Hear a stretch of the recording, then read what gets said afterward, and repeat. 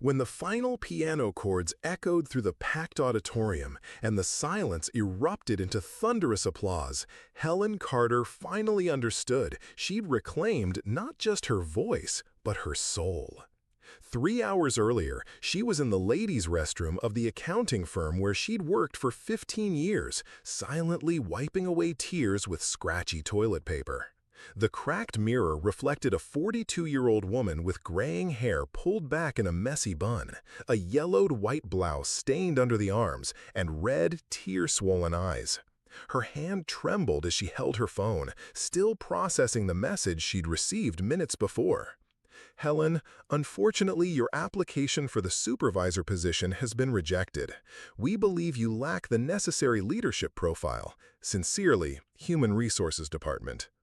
15 years. 15 years of arriving promptly at 7 in the morning, staying late when necessary, covering for sick colleagues, taking on extra responsibilities without complaint. 15 years of being the model employee, the go-to person when help was needed, the one who solved problems that weren't even hers. And now, for the third time in 5 years, she'd been passed over for a promotion that should have been hers by right. Helen closed her eyes and let her memory take her back to her 20s, when she still believed the world was a stage where everyone could shine. She remembered the conservatory, the piano lessons with Professor August, a stern man who rarely smiled, but whose eyes lit up when she played. "You have something special, Helen," he used to say, adjusting her fingers on the keys. "It's not just technique, it's soul. You make people feel." "Heard about the promotion," Marcia said, feigning sympathy. "Too bad, huh? But you know how it is, Helen.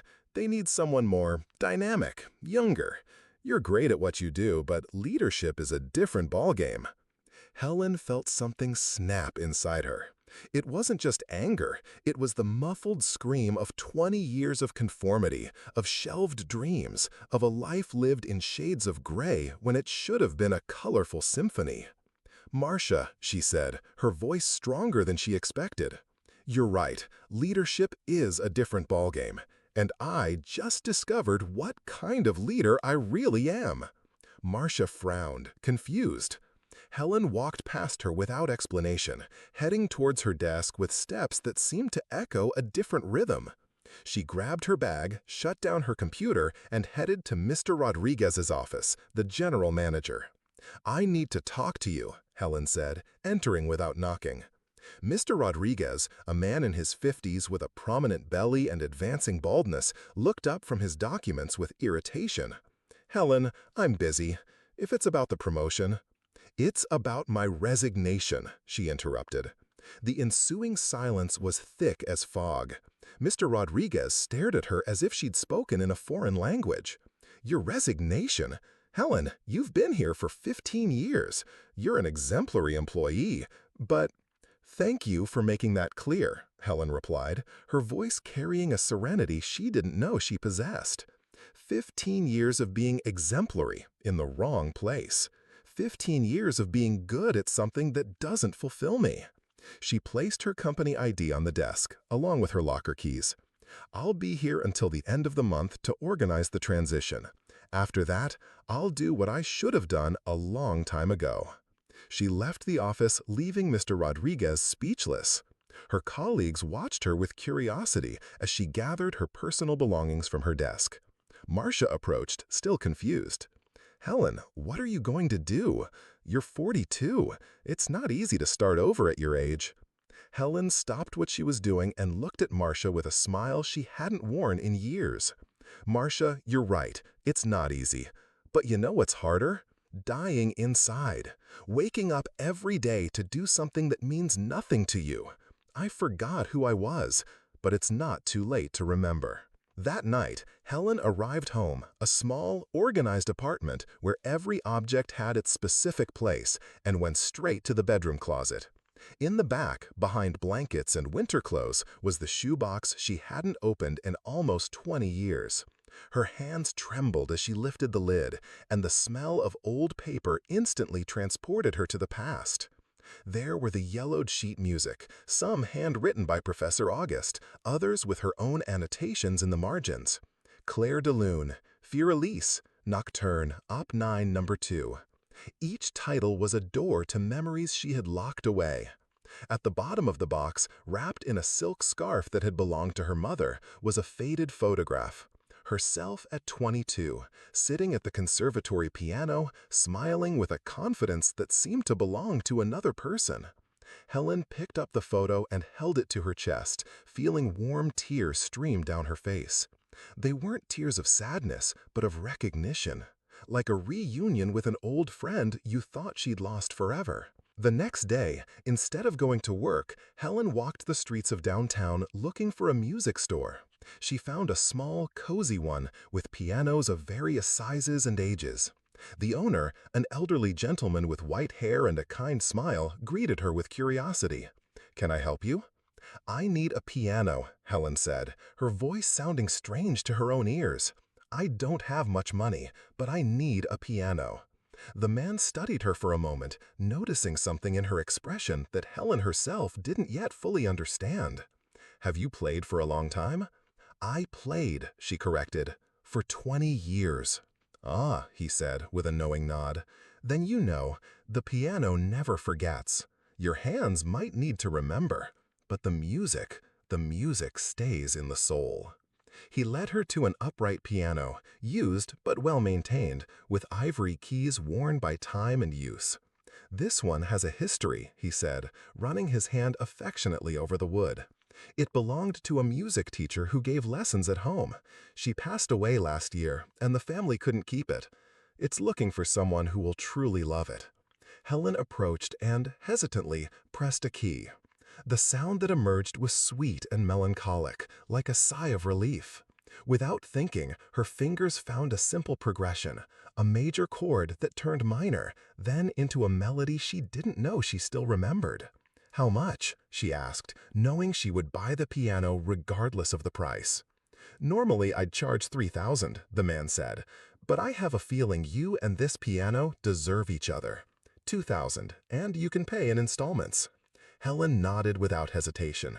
She would use her savings, her Christmas bonus, anything. It was as if she were buying back a piece of herself. The first few days with the piano were a mix of frustration and joy.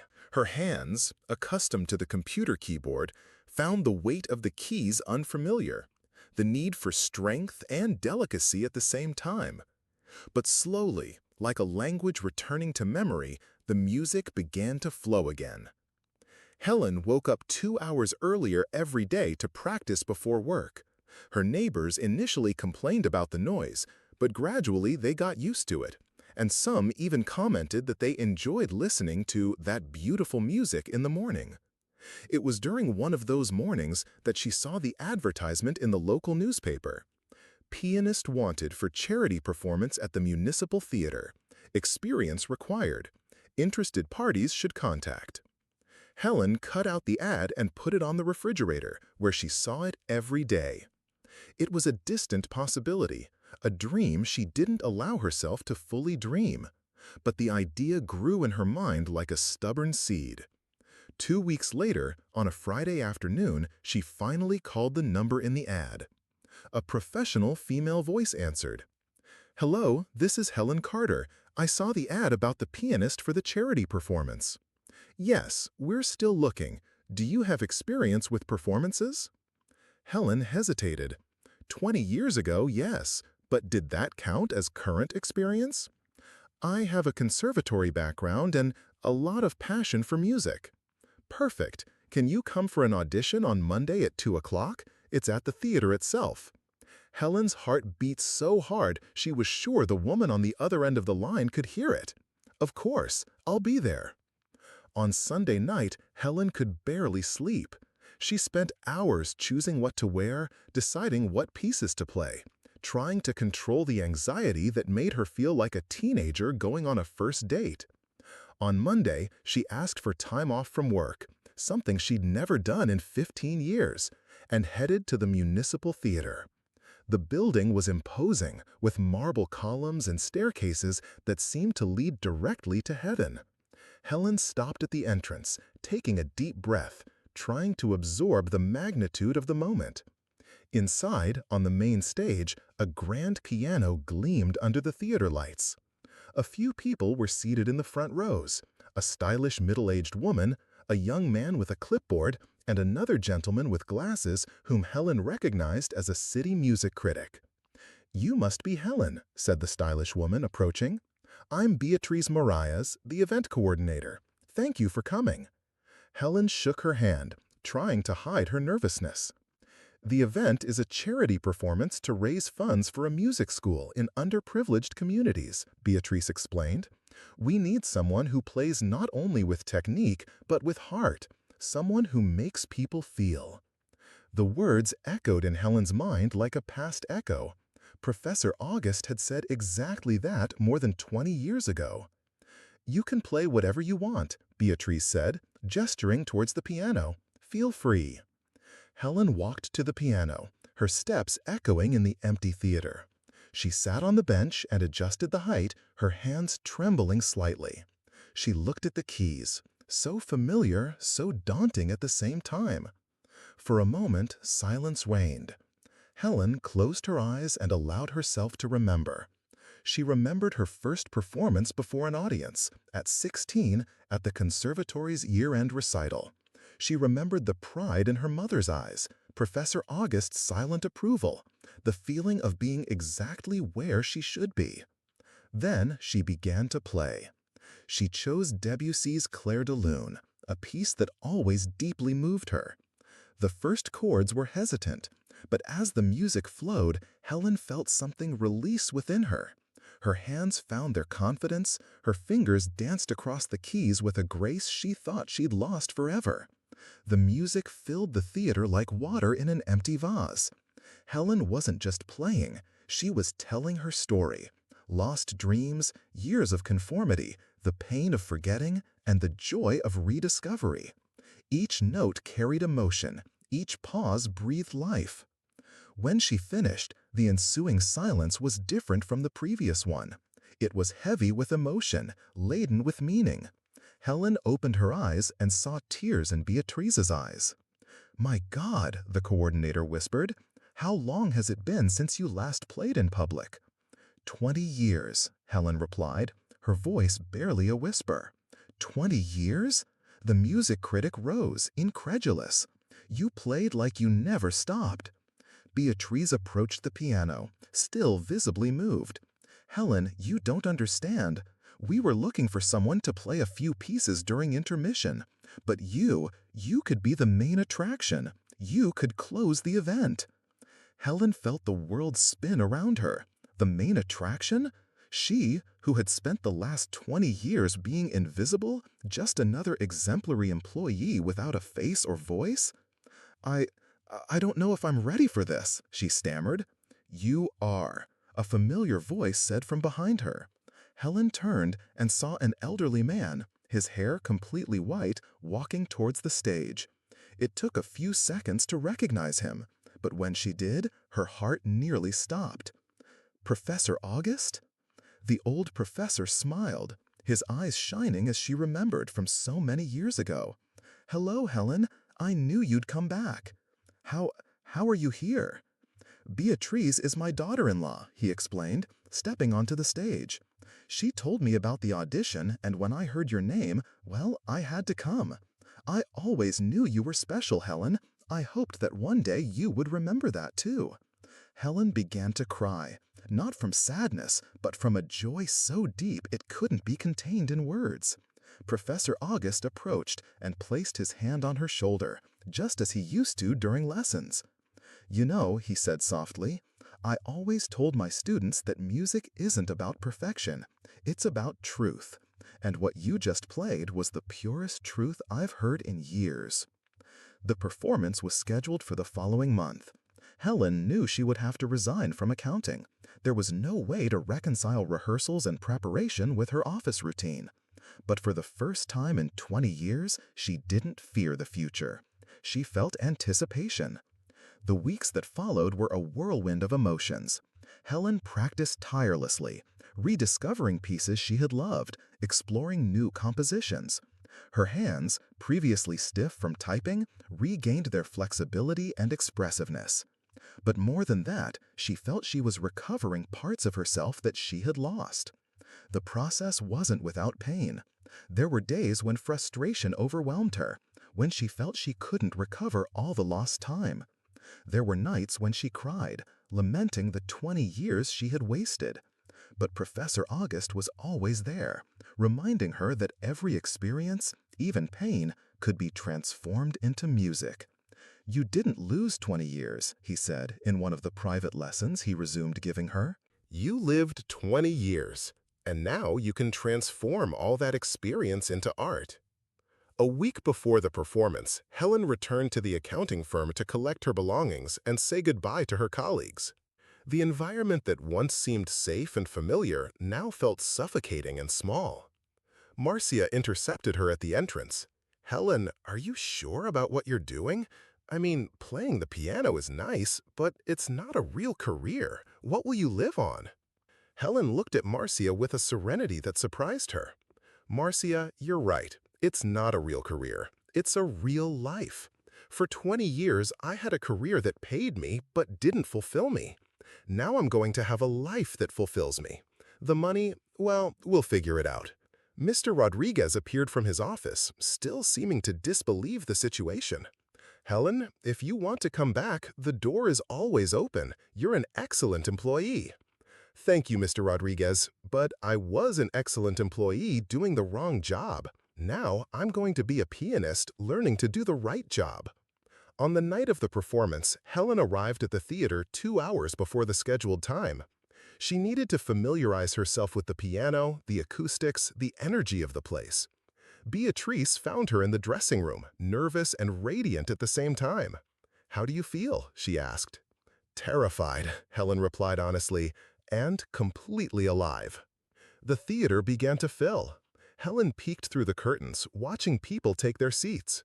She recognized some familiar faces, colleagues from the conservatory she had reunited with, neighbors who had heard about her story, even some former accounting colleagues who had come out of curiosity. When it was her turn to go on stage, Helen's legs felt weak. But as she sat on the piano bench and looked at the audience, something magical happened. She didn't see judgmental strangers, but people who had come looking for something beautiful, something that would touch their souls. The first piece was Chopin's Nocturne, a safe and familiar choice. But as Helen played, she felt a connection with the audience forming. It was as if each note was a bridge between her and the people listening.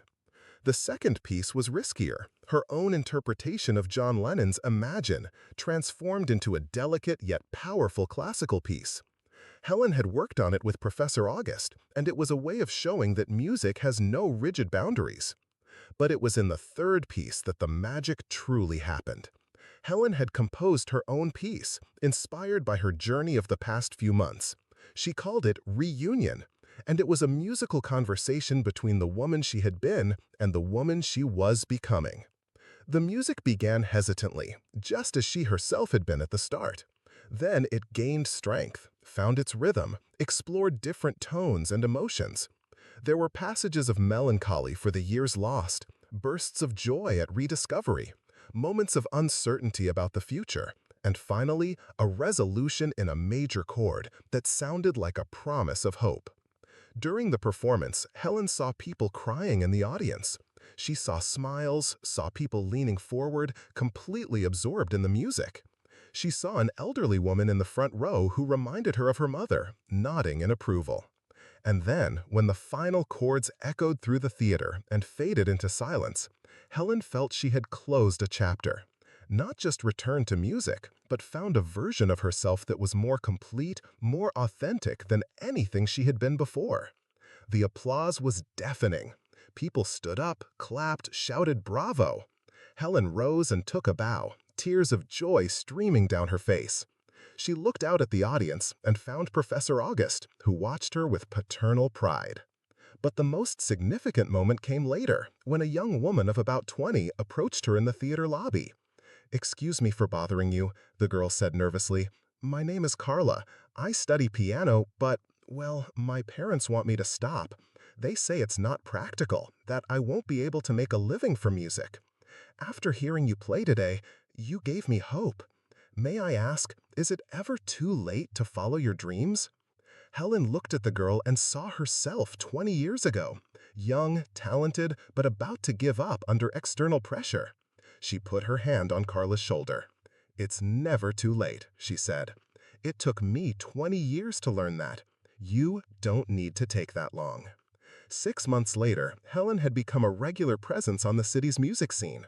She gave private lessons, played at events, participated in charity projects. She didn't earn as much as she did in accounting, but for the first time in decades, she woke up every day with purpose and joy. Professor August, who had become not only her musical mentor but a dear friend, often reminded her that her story was special precisely because it showed that it's never too late to rediscover who you truly are. "You know," he said one afternoon, as they had tea after a lesson, "I always believed you would come back. Not because I was sure, but because true music never dies. It may sleep, it may be forgotten, but it never dies." Helen smiled, looking at her hands. The same hands that for 20 years had typed soulless numbers, now creating melodies that touched hearts. "I used to think I'd wasted time," she said. "But now I understand that every experience brought me here. The pain, the frustration, the feeling of being lost, it all taught me to appreciate what truly matters." And that afternoon, sitting at the piano in her small apartment, Helen played not for an audience, but for herself. She played for the girl she had been, for the woman she had become, for all the possibilities that were still to come. She played because she had finally understood that music wasn't just something she did, it was something she was.